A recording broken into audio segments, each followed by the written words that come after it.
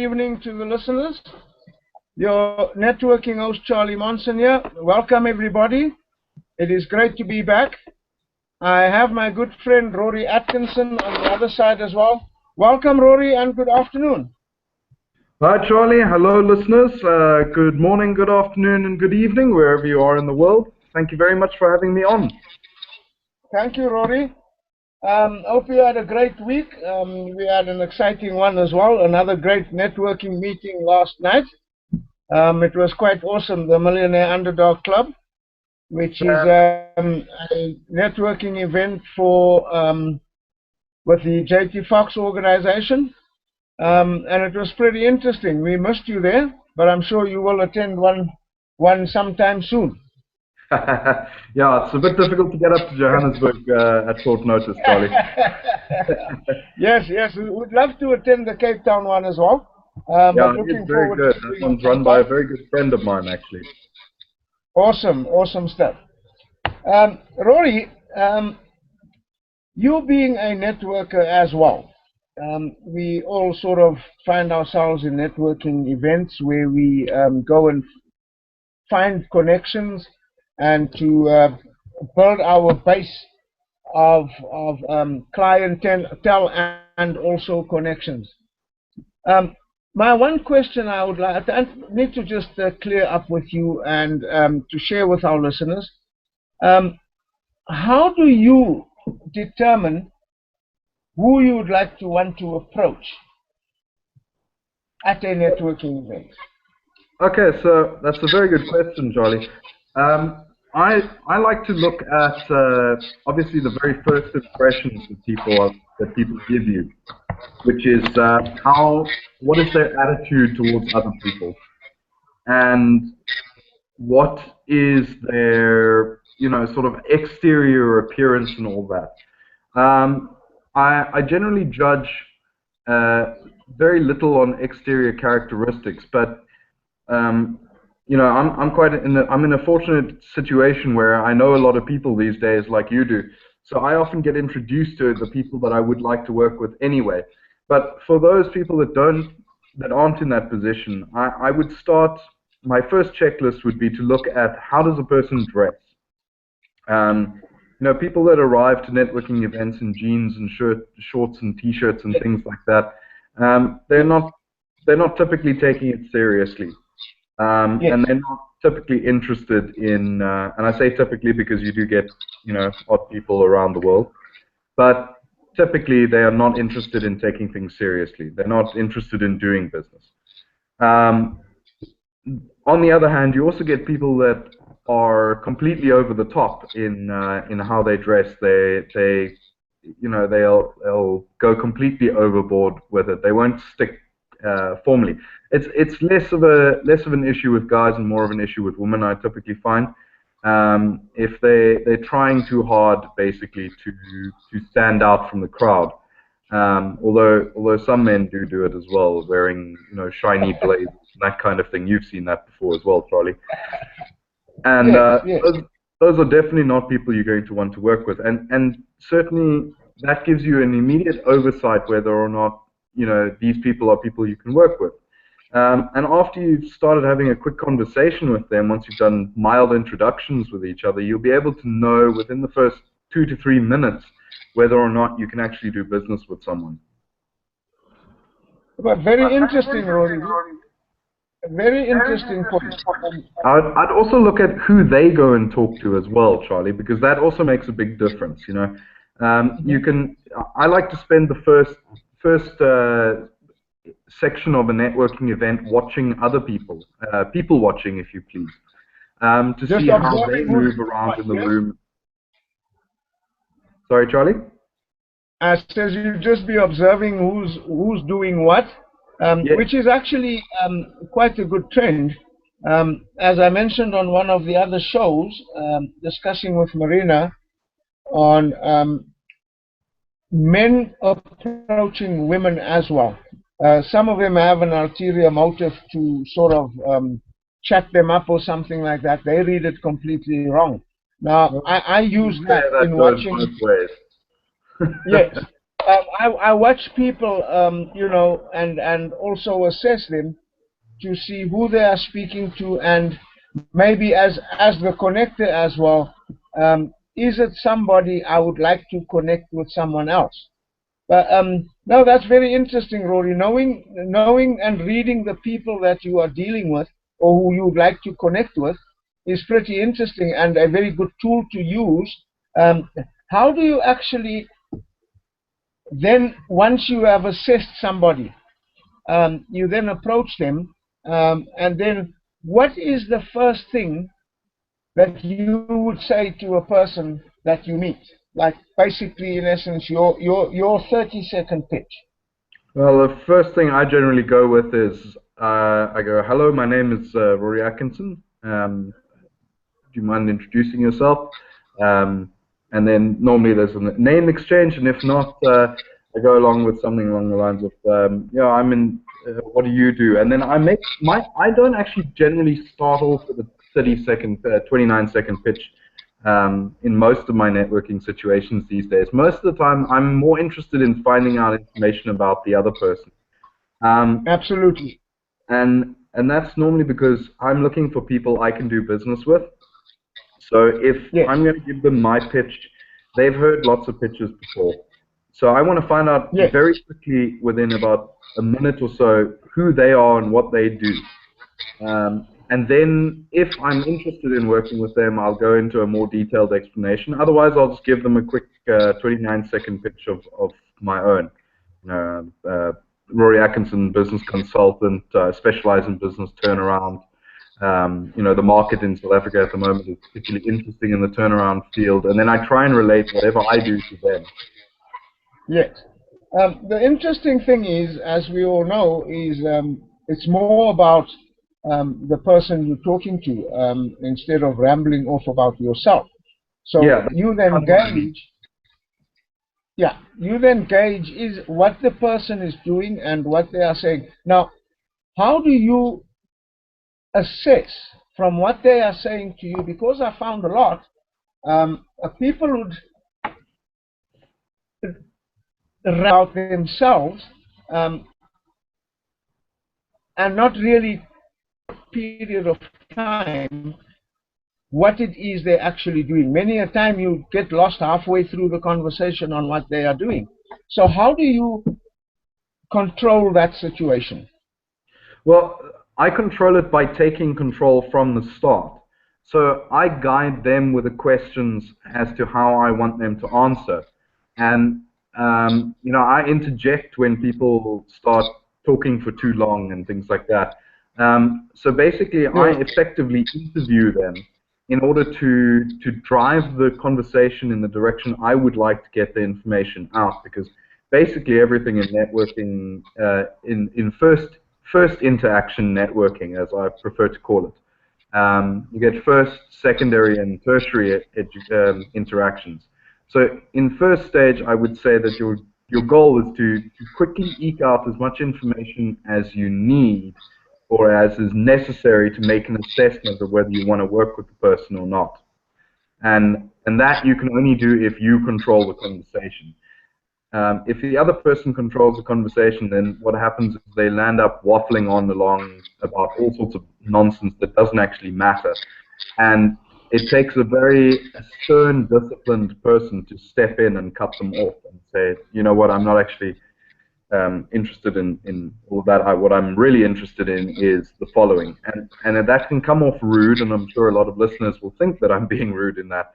But to make networking effective in those kinds of environments where you have a lot of different people to work with and you need to move through basically volumes, then you kind of have to be disciplined, you have to guide the conversation, you have to control it, and work quickly. It's obviously a different case if it's a small event where there's a bit more time, and or you're in a normal social setting that you can actually take a bit more time and do it in a bit more relaxed manner. Yes, that's very interesting. We usually do sometimes when we attend the JT Fox networking events. where there are at times 800 to 1,000 people. We do what we call the speed networking, when some people call it like similar to speed dating, where we basically just get into the truck of the matter and introduce yourselves, find out who the person is, introduce yourself, give them your pitch, tell them what you do, and then we move on to the next one, where we many a times get times. And I found that it does Say again, Charlie. hone up with getting people. Pardon? We lost you there for a second. Say again, Charlie. Yeah, I says we get to hone our skills in networking as well, where we do the speed networking, where we're given 3 to 5 minutes to connect with somebody, and then we get a change, and then you've got to be speaking to someone else that you don't know. Now, having said that, I have 2 questions to ask you relating to that. Sure. What type of questions do you ask the person that you meet, and also when do you know when to walk away from that person? The type of questions that I typically look for is, or I typically ask the person, is direct. So I have sort of a general list that I work through depending on the person's sort of mood, the way I ask my initial question. So I like to start off with, you know, the basics of what does somebody do, and then Yes. if they tell me that they are in, say, construction and they're doing this and blah blah blah, or they're in property, you know, as most people at networking events seem to be in property these days, then I like to delve into, you know, what type of property. So then I say to them, you know, what kind of property developments do you do, or what kind of property ventures are you into? What do you think of the latest retail markets? So what I like to do is I like to know the answer to my questions before I ask them. Once I've found out what the person's field is, then I like to know the answer to the question that I'm asking. Because what I'm effectively doing is evaluating that person's knowledge in the field. If they give me some nonsense answer, then I can instantly say, right, this is not someone I want to work with. If they come back to me and they say, do you know what, I actually don't know that answer, but what I can do is I can find out for you. And that's happened to me before. That is the person that I respect the most, when they can say, I actually don't know that answer right now, but I'll get back to you with a correct answer. And then quite often those people come back at that networking event to you and say, look, you know that question you asked me, here's the actual answer to it. What do you think? And that's somebody that's really impressive, because it takes a big person to step back and say, do you know what, I don't actually know the answer, but I'll go and find out. Most people will lie, or they'll come up with a fake answer that they can on the spot to try and impress. It's far more impressive to say you don't know and you'll find out, and then actually do find out, you know, follow up and follow through and all that. But yeah, and then just to obviously give a straight correct answer means you know your field very, very well. So perhaps maybe my question was a little out of somebody's comfort zone for whatever reason, and then I can assess. What was your second part of that question, Charlie? Was how do you know when to walk away from somebody that you maybe might not be interested in, you know, would not be somebody you would like to do business with, or that does not really impress you per se. But to get back on what you just said, I find it very interesting that you mentioned that people, let us assume a person is new to the game, and you're networking with them, and they honestly tell you that, look, I don't know the answer. I also find that very respecting, and I admire a person like that. And if I maybe don't know an industry and somebody asks me about it, I would always say to them, look, I'm not. Yeah. What I'm specifically referring to, though, Charlie, is more in the case that you actually do know the answer. Remember, in the questions that I'm asking the people, I actually know the answer to. So I'm trying to I'm keeping it to their industry. They should know the answer, or hopefully they should know the answer. But to answer your other question of when do you know that you want to work with them, well, I mean, it's fairly straightforward after the first 5 minutes or so. If I'm still standing there after 2 to 3 minutes of talking, then I'm normally interested in something or other. I've got through the initial introductions. But if I want to work with somebody, then I can pick it up fairly quickly from if I can see a synergy between one of my businesses or one of my good friends' businesses that I can introduce them to. If there's some place I can add value to them or they can add value to me, preferably that we can both add value to each other, then that is a route to go forward. I don't like one-sided business. I think business is a two-way street. And so, I want to know how much value I can add to you and you can add to me. Absolutely. And it's important to be able to monetize networks. It's great going there and networking with 25 people and walking away with 100 business cards. But if you get no business out of that, then that was not a good networking event. I prefer to break my networking events down into segments and spend the first part of my networking event trying to meet up with people that I've met at a previous one that I do want to do business with and establishing a better relationship with them. Great stuff. That's very interesting, Rory. Actually, you have gone to what my next question would have been is what process do you follow in terms of researching the person you met at a previous event and that you want to follow up with and connect with them again? Because you met somebody at a previous event and you probably have assessed, is it someone you would like to work with? What do you do next? So, I go home after the networking event and I've always got a very straightforward process. I like to take a photo of the person that I'm not very good with names, so I'm very good with faces. So what I like to do is I like to get the person that I really want to work with. If I want to work with somebody within the next 6 months, almost immediately, basically. Then I get them to hold up their business card next to their face and I take a photo on my phone. Those are automatically the people that I will almost exclusively land up doing business with after networking events. And if I have 1 or 2 of those photos on my phone at the end of an event, that's good.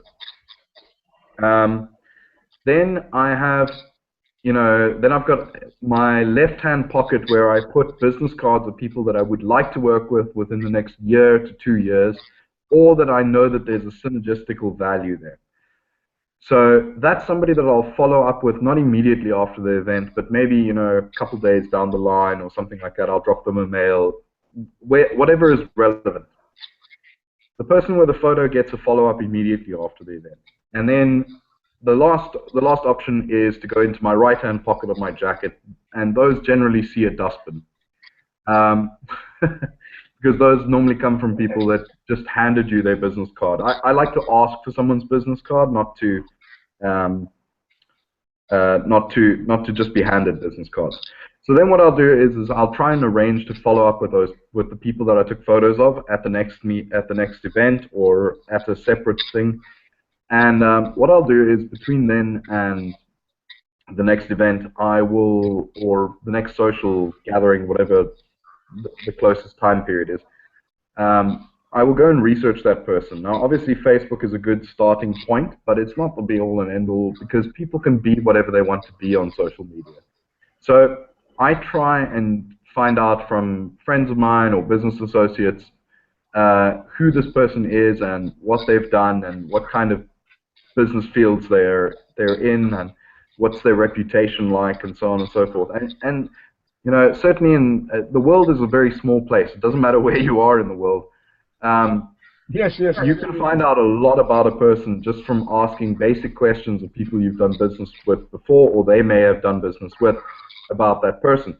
And people have one thing that's very true. They're always more likely to tell somebody else your faults than they are likely to tell you your faults. So you get a very honest and unbiased opinion of that person before you go into the next thing. So now I've already decided I want to work with them. So it would take some very dramatic things for me to not work with that or want to meet with that person again.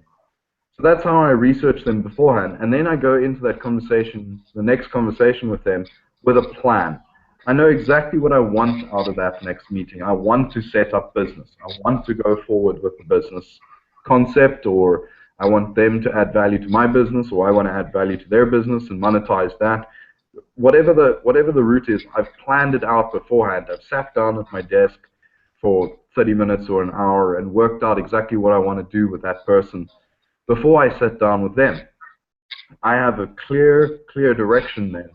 And so that conversation is not about waffling or finding out how their kids are or anything like that. I'm not interested in that. I'm interested in how can we monetize this relationship to make it work for both of us, to both gain value back. And you know, the precious thing that people have in business is not money, it's time. So when you, especially if you're working with somebody that is more wealthy or successful than yourself, you really want to minimize your expenditure of their time. Very, very interesting, Rory. That's some great information here. You know, Rory, you mentioned that people just hand you business cards. Now, I use that as a system of also filtering people. People have a totally different perception of networking. They reckon that if I go to a networking event, I should just be dishing out business cards. As I know, you don't carry one, I don't carry one either. And we exchange and then get in touch. What I do have is an electronic business card. If I send that card to you, then it means I would want to do business with you. My next question is, Rory, as you do go through your selection process of who to speak to, what do you do in that process of following up to see if you would want to do business with that person? Yes, we've got the friends, etc. What is it that you are actually looking for? As you said, is what value you could bring to their business and what they could bring to yours. But well, now, what I'm looking let for, us let us say you are not close to one another, or the person is, there's not an event coming up. What other process do you use to get hold of that person? Maybe get to find out, you've researched them, seen what their hobbies are, etc. Would it be a good idea to maybe attend one of their clubs, find what sports they like, which clubs or groups do they frequent, and I mean, that you are at one of those places? That's obviously always a good thing, is to involve yourself in you know, I wouldn't just rock up at someone's country club or something like that if that's what you ask. Yes. But I would certainly make an arrangement to you know, maybe they like golfing or something like that. I'm not a huge golfer, but I can play if need be. Maybe I invite them for a 9-ball or something like that. But you know, that what you're touching on there with hobbies is actually something quite interesting. Is people always think you must meet people at networking events. Now, the one thing I will say is that unless an event is a paid event, it's typically not full of people that are in business, successful, have money to throw around or invest somewhere. So depending on what you're looking for, you need to decide what event you want to go to. And if events, if you're wanting to get in with people that have, a fair amount of success, and you want to meet them where they are relaxed, it is always a good thing to be involved with, with clubs and with hobbies that that can put you in the same room as generally wealthy people. So, for example, you can join a yacht club, not own a yacht, learn how to sail on other people's yachts, and you will be sitting in a yacht club. You'll be making friends with people that own yachts. Now, owning yachts is a very expensive thing. Those people must have money. Most of them have businesses, or several businesses. The same is true of flying clubs. The same is true of scuba diving. Some of the best business relations I've built up, I've met from divers that I've met on holidays, diving holidays. Diving is not a cheap sport. Yes. So, and it's by no means the only kind of place. Golf. That's why golf is so popular. If you can't meet them at an event, then you can always invite them for a lunch or something like that. Excellent, excellent, excellent. Rory, one last question. We both are within the JT Fox organization. A lot of networking being associated with JT Fox. Charlie, can you just repeat that, please? We lost you. Yeah, our connection is going and coming. I was saying we both connected and being part of the JT Fox family. What is the one thing that you've learned away from the JT Fox networking event? The one thing I've learned. I don't think I've learned one thing, Charlie. I think I've learned far too many things. I've learned a lot of things. So the question is about networking. So probably the most important thing about networking that I've learned is to value other people's time. And I think it's probably a skill that most people, when they network, they don't understand. They don't value the other person's time, and they don't actually listen to them. They're far more interested in regurgitating whatever they've got prepared to say to somebody, or their business card in that person's hand. They're very seldom interested in talking to the person and listening to that person's response. I mean, JT always says, God gave you one mouth and 2 ears, use them proportionally. Absolutely, absolutely. And the other thing, I suppose the other additional thing is you can learn a hell of a lot from people's body language. That was the other thing I've learned.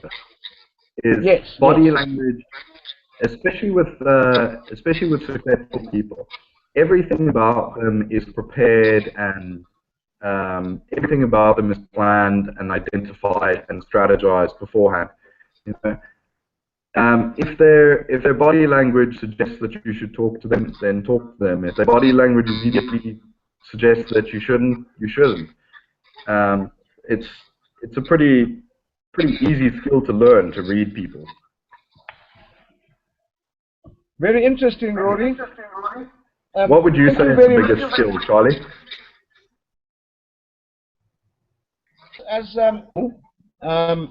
And as we've been taught and what we learned from JT, you've got one mouth and 2 ears. I found that I always make the other person the center of the conversation. I feel that they feel more recognized, rather than be speaking a lot about myself and what I do. Is always what we want to bring value to. What is it that we can do for them? I found that many times people that I'm networking with, and that is where I gauge them, as you say, then this is a person that you would not want to be doing business with, is a lot of them come across as just wanting. and not really putting in what is it that they would want from you to do for them, rather than what sort of synergy could you find with one another and bring value to one another in one another's types of businesses per se. I've learned quite a lot since I've joined the JT Fox organization, and I take my hat off for him and his team. They know what they are doing, and they bring a lot of value to the events, each and every event that they do host. You do definitely take something away. As you said, you've attended the many, and we can't really add up and says, I've learned 3 good things. The list is endless. I think we've both, since we've met one another, we've learned a lot from one another, and I think we've grown and we've made some awesome connections. Like yourself, I learn a lot from you as well. Thank you very much for all your assistance that you're giving me as well. And we know one another all because of our networking skills, and we guide one another as to how to network successfully. Yeah, indeed. It's always been a fortunate case having met at that mega marketing function in Joburg. Yes, it was an awesome day. It was an awesome event. And right, Rory, listeners, thank you very much. Yeah, thank you. We've run out of time, and I'm sure you enjoyed the show. If there are any questions, we'd like to hear about them on our next show. I would be having another one of my good friends next week, Joanne Williams. We will be having you. Thank you very much. Goodbye, all. Thank you, Charlie. Thank you, Rory, for being on the show. Yeah. Cheers, mate.